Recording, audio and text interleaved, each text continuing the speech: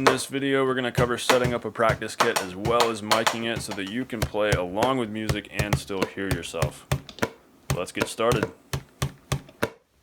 Like a lot of drummers out there, I've had a hard time figuring out a good way to practice drums in an apartment. I've got neighbors on 3 sides and above me, thankfully not below me, and so I really have to be careful to keep my volumes down if I'm going to be remotely friends with my neighbors.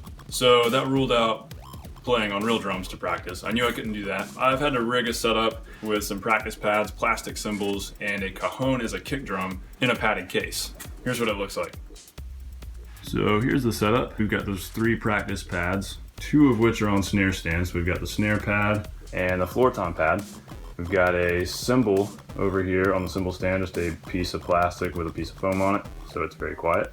And over here, we've got a plastic hi-hat that's actually on top of a real hi-hat, so the underside hi-hat is real. And then down here, we've got the cajon kick drum. We've basically just got a cajon in its case, sitting on a piece of plywood that's about 3/4 of an inch thick, and I've got the pedal clamped onto the piece of plywood. The case is padded. It's not very thick though, so you can actually hear a little bit of a thump. And it's kind of a cool, almost musical sound maybe. Not totally unlike a kick drum, and it's definitely a lot quieter. Now, what's also pretty important here is that you've got some sort of soft beater. I'm using a wool beater, so it's a very soft end, and I've actually got this piece of plastic over it to keep the wool from wearing down when it's constantly making contact with sort of this rough fabric here on the case. So that can be a really good idea too. So one of the coolest things you can do with this setup is put mics on it, especially down on the cajon in the padded case.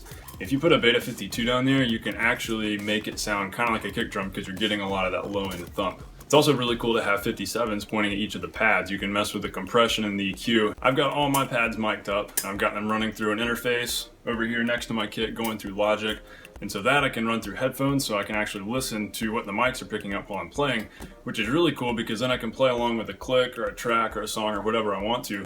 I could even record my playing, even though it doesn't sound like real drums, but I can see how well I'm lining up to the grid.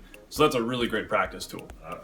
I've basically just got 3 SM57s sitting right here on this stack of towels and t-shirts on top of the cajon, just pointed towards the pads that I want them to mic.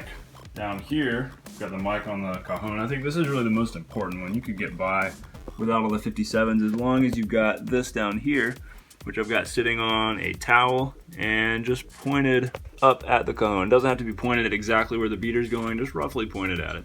And here's what this kit sounds like with mics on it, running through Logic with EQ and compression.